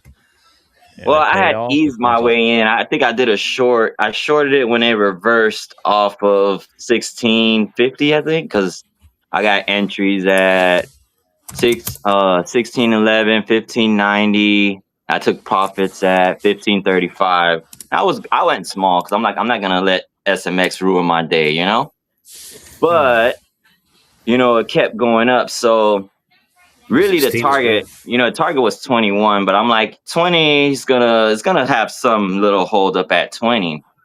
So I liked it because it was looking heavy at I think the 18s or something like that, like 1875, something like that. It was looking kind of heavy. So I was like, you know what? I'm gonna start a little feeler. So I had my little feeler, and I actually got stopped out of that position. I actually was red on that position because that's when it ran up to 20. But I had my little stop out, re-enter, and then that was the whammy. That's the one that I made like $1,000 on. It was it was 1 in, 1 out, 600, 218, out 1845. And then, I hit it a few other times for a bounce play, but at that point, I really wanted it to go up more, but it looked more like the back end of the move. And that's something I had to work on, is waiting for the back end. Sometimes, we see that thing running up. Oh, and then Fridays used to be my favorite days because it used to be, all right, it's Friday by 12 o'clock, by noon, everything's going to be either flat or dropping or whatever. So just wait for the momentum to die off and then short whatever you want to short. But it's not like that anymore. So that being said, I kind of, I'm aware of the trends, and SMX, I've seen it do numbers. So in the back of my head, I'm like, this can do numbers. So, and it's like what Detmar, what Sterling was saying. I had a bad habit of like seeing the alerts, and I'm on the road. I'm gonna have my laptop on my phone or whatever. I got some mobile Wi-Fi or whatever. And I'm like, oh, I like this level. Put an order in or whatever. No more. If I'm not in my office, I'm not fucking trading. Yeah. I'm sorry for Chris. No, I'm not trading. Motherfucker, hold on, let me drink to that. That's why I agree with you. Like you were talking about catching the back end of the move, because when I tell a lot of the traders who I do talk to, I said kind of treat the market like a college basketball game, how we have halves, because you have the first half, which is like 9:30 to 11. That's the first half, which is the most volatile times, and I agree with you 110%. After 12 o'clock to like 1 to 4, that's your second half. So the way I look at it is, okay, after the first half performs, 9:30 till roughly 12 o'clock, okay, can the second half carry the first? And just like you were saying, if it goes up and gets up to a certain point at 12 o'clock, you could be possibly waiting for the reversal back on down for the upside, which is the back end of the move. The first or the second half is the catch. Patience. You used to be able to, like you said, Lion, like Fridays at lunchtime thereafter, it just used to be such easy money, right? But then, Money. but like Crow suggests, then there's edge erosion, which is like, okay, this is too easy, so now it's getting exposed, and Right. so you gotta be careful. But yeah, I completely agree, and you're very, cognitive of that fact. Well, and it's growing pains. I done burnt myself more than a few times. I'm not proud to admit it, but hey, we live, we learn. And I don't take it as a loss. I take it as a lesson. Every time, it's red, it's not a loss. It's a lesson. Okay, what can I learn from this? What did I do wrong? What did I do right? Did I stop out fast enough? Lesson. That's the Yeah. highest lesson. You'd be like, Yeah, always. So woo. All right. you got to roll with the blows. You just got to have them stop so you can live the trade. That's the most important thing. Live the trade another day, That's it. You're not going to be right 100% of the time. And you know what? I'm happy with 50% of the time. As long as my stops, keep me where I need to be and my wins outweigh those, 50's fine, So at any given trade, I got to realize I could be wrong. And that's why I put the stops in, at the level that I'll give it a level. And I'm like, okay, if it gets past this, all right, I'm done. And every now and then I'll get wicked out and come back down. I'm like, but at the end of the day, I'm like, you know what? There'll be another one. And actually, SMX was that one that didn't wick me out. I was like, yeah. I feel like you used to do, you do like I do. It's like, but sometimes you get in too early. Like you were saying, that you got in at one point and then you had to cut your losses. But what you did was you re-entered, but you knew exactly see, that's what I did too. I used to get, I would knew the levels, but I would get in too dang early. I had to cut my losses, then wait for it to reposition itself, and then re-enter, and then take the move. But yeah, I used to always do that. See, my biggest thing with that is I wouldn't stop out before. So instead of stopping out and re-entering, I would just keep adding. But then what happens is, one, my cost basis is messed up. I'm not going to get the right cost base. So when it does have that retraction, either I'm going to be at break even or the gains aren't going to be that good. So I learned to just look, if it gets past the level, just cut it. Yeah. And then two, it's like once you're in, because if you want a decent cost base, you got to size up substantially depending on how big that initial, position is. Then when that position is too big, you're looking at it, you're sweating, you're like, oh no, I need this to come down. So yeah, I learned to just look. You're either gonna be right or you're gonna be wrong. Either way, I'm prepared for it, and that's it. Have a plan, trade a plan. Stocks can be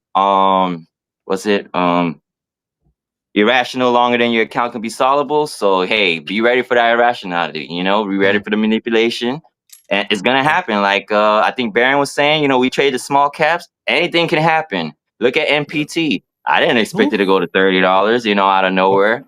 But it's that FU and have a nice day. Right. FU and you know how many FUs and have a nice days I've been in? And I'm like, bro, I would have been like eating right now. But now I'm red because I got stopped out or whatever. And now it's right. It did exactly what I thought it was going to do. It just went a little bit higher, sometimes a lot higher. But the move was still there. Like I had the right idea, but you just got to have the right. It's like what we always say, the position size.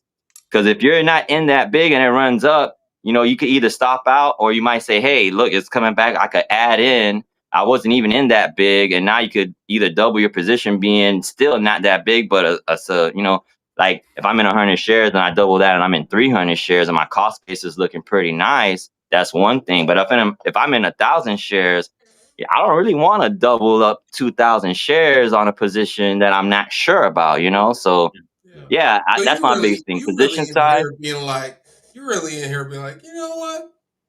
Fuck this account. I'm gonna see how far it go up. Well, the thing is, I like bounces, but I don't take them as much. But the shorts for me, I made so much money on shorts. I don't make as much money as I used to on the shorts because they don't just drop like they used to. But the money's there, So I try to take that out of my mind. I don't even want to think about the money because that's what messes you up. Because I'm like, okay, you see a stock and all you see is dollar signs. I'm like, dang, this gonna pay me out. This gonna make me, okay. But then you start putting your own perspective on what it's gonna do. You don't want to do that. You want to look at the charts, take a step back. That's what I did earlier with SMX. I seen it going up, even on BOXL, because I kind of wanted to short it when I popped up. I had a past chart line and hit it. I was like, dang. But it was kind of too early. I'm like, it just started popping.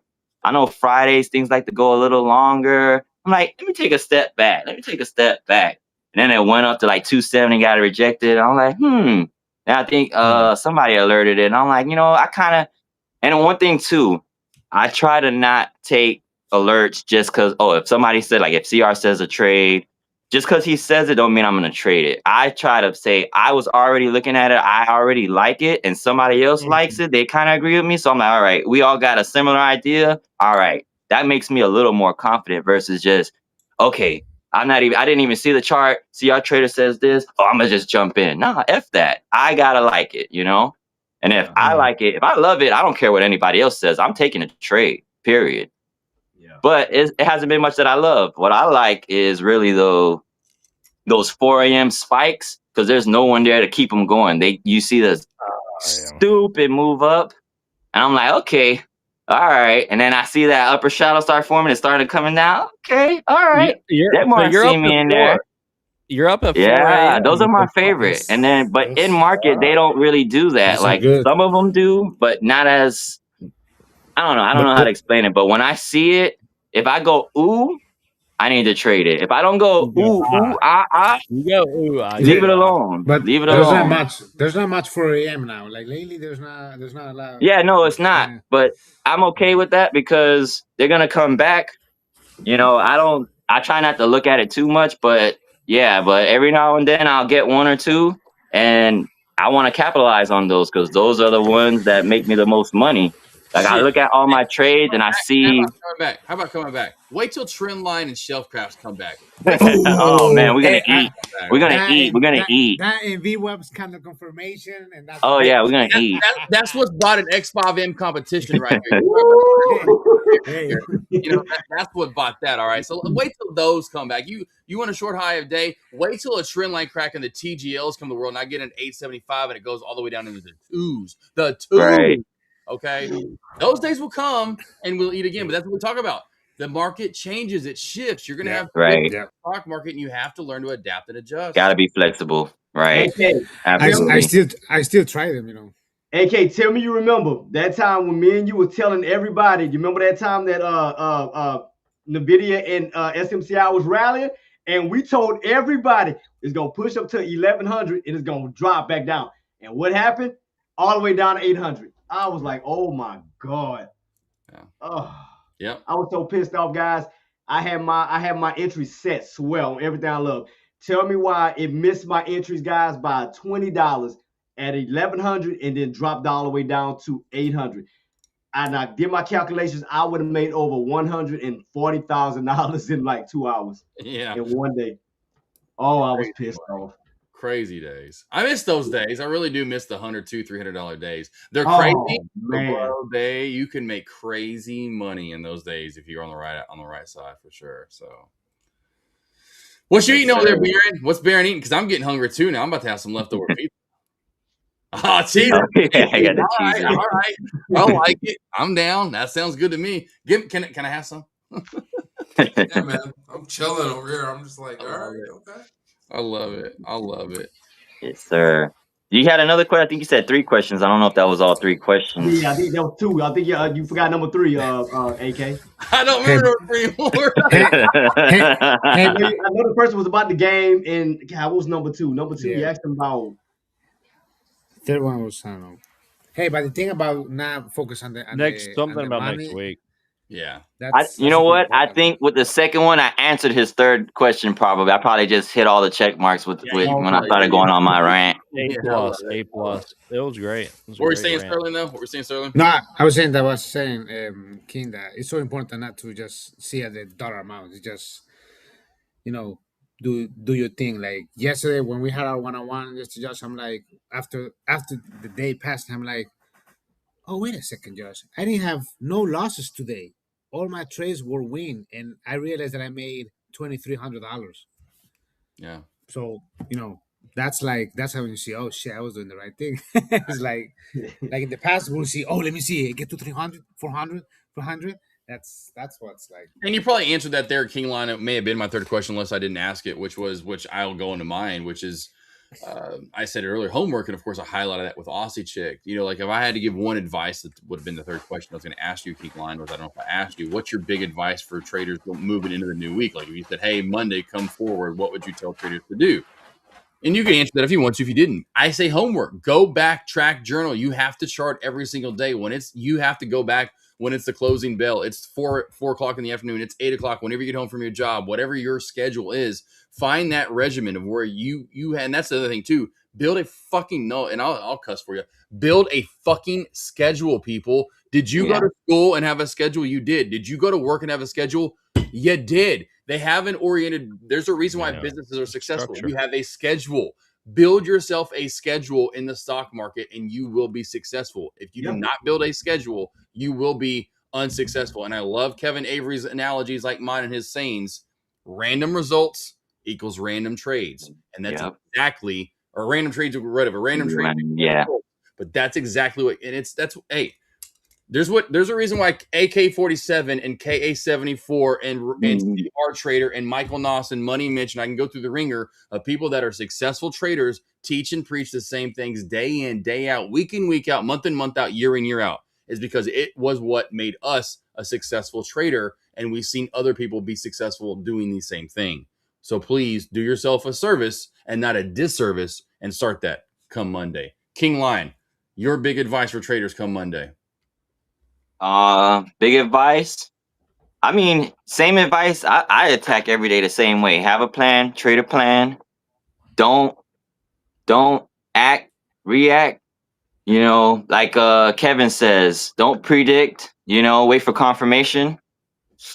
So I trade small caps, so it's never with large caps they have more of a trend. Small caps, you gotta wait for something to set itself up. So my big advice is just wait for it. Don't be too anxious. Just wait for it. Wait for it to come to you.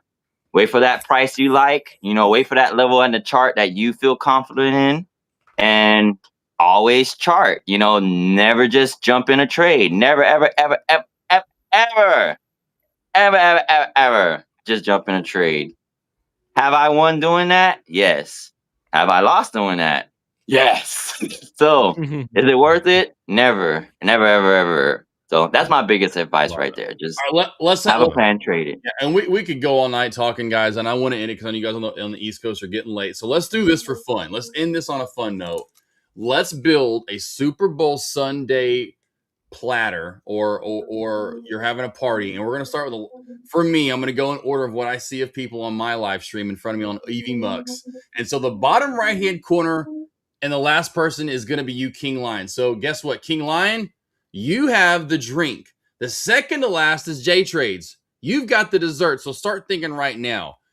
I'm going to go first before I go to Kevin, Avery, and Sterling and Barron, and I'm going to build this platter. If I'm going to have something at Super Bowl Sunday, I'm going to have wings. I've got to have some wings for every one of you guys.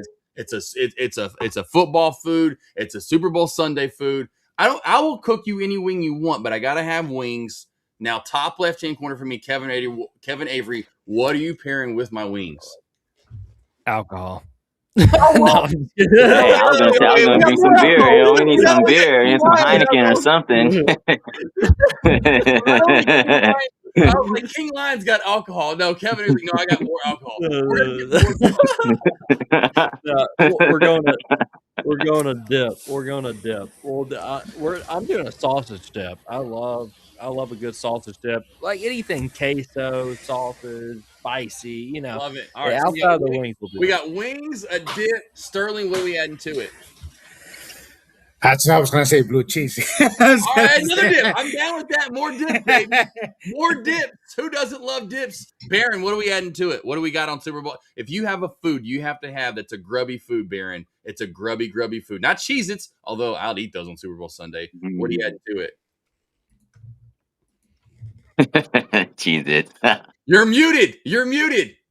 He's munching on the Cheez-Its. You're muted. Yeah, I didn't want to make sound, but I was like, would you not eat the extra cheesy? I would. I'd be drunk and high, and I'd come over like, hey, can I have some? Done. I love it. All right, Jay, what dessert, what kind of sweet we throwing in? We going cookies? We going brownies? Where we going? Man, I ain't gonna lie, I do love those. We can either go with the what is it? The Oreo pie, okay, or the Hershey pie. Ooh, all right, I'm down with that. I'm down. All right, I'm down. And King Lion, what are we getting drunk on? Oh man, we either gonna have us some Heineken, or we're gonna have us some Corona. We're gonna have, we might have a bottle, but it's more. I think it was more of a beer. You were watching the game, you eating some wings, you having a hot dog, you having some burgers, some fries. You feel me? You gotta have a brew. You feel me? Drinking, everybody's happy. Ain't no one grilling on Super Bowl. Wait, you must not be from the Northeast. Nah, I'm down south, baby. I'm in Miami. Yeah. You don't see that Miami right there? Hold on, let me turn it around for you. I'm in Miami, baby. You got the heat on, baby. You got the heat on. Ain't nobody grilling in the Northeast. Yeah. You guys are drinking bourbon and getting warm. Hey, it's cold as fuck right now here in Florida. Oh yeah, right. Yeah, I'm outside, but you know what? It's not as cold as it was yesterday. Yesterday it was like 40. It's like 60 right now. I'm looking at the thermometer. Nigga, it was like negative 5 degrees. I don't even want to hear that, bro. Don't even tell me that, bro. I don't even want to hear it. Listen, on Tuesday, I looked at my wife and said, "Oh my God, it's like 20 degrees. I'm gonna take my coat off." It's warm. 20 degrees, bro. It was 20 degrees. I was being like, "Oh shit." Okay, wait a minute. It's 20 degrees. Well, let's ask Josh what degrees we had over there, because he had snow Yeah, exactly. All right, guys, let's do it together before we end out. How about a cheers here? Let's end the night. Thank you guys, Kevin, Baron, Jay, Sterling, Cass. Right, a little cheers right there. Thank you guys. Everyone that joined as well. That Wallflowers. That anyone that chimed in and commented. Thank you all for coming. Next Friday is going to be back to Kevin. The Friday after me, we're just going to keep going back and forth, going live, and you guys can join in. We'll throw the link out there for you guys to join in. It doesn't matter if you're a successful trader, you're struggling, you just started. I don't care. We want you to join. We want you to talk. That's all this is. It's just to conversate. That's why it's called Traders Anonymous, because we want you to come on and honestly talk about what you've been through, your trading journey, how the last week was, and what you feel for the next week. So, guys, I can't thank you guys enough. Thank you. That's awesome. Yeah, next week we'll roll it over to my channel, guys. And of course, all of you are welcome. Thank you so much, Josh. And I echo all of that. I mean, you don't have to, and traders in chat too, you're welcome. You don't have to feel like you're at some place of hierarchy where I've made it to this degree. No, this is a community. We want to give you a voice because it's a lonely journey and everybody deserves a chance to really just have a voice in this space. So we really want to give that to you. It helps a lot. Yep. Love it. Kay, Mr. King Lion, Sterling, J Trades, Baron, Kevin. Again, thank you all for joining tonight. We'll see you next Friday. And of course, join my live stream Monday through Friday. Kevin's live stream Monday through Friday. Come join us on YouTube, Instagram, TikTok. We'll put all that stuff out there next time, and I'll do more of the links. It's my first time on EV Muck. But guys, thank you for joining. We'll see you next week. See you guys. Yes, sir.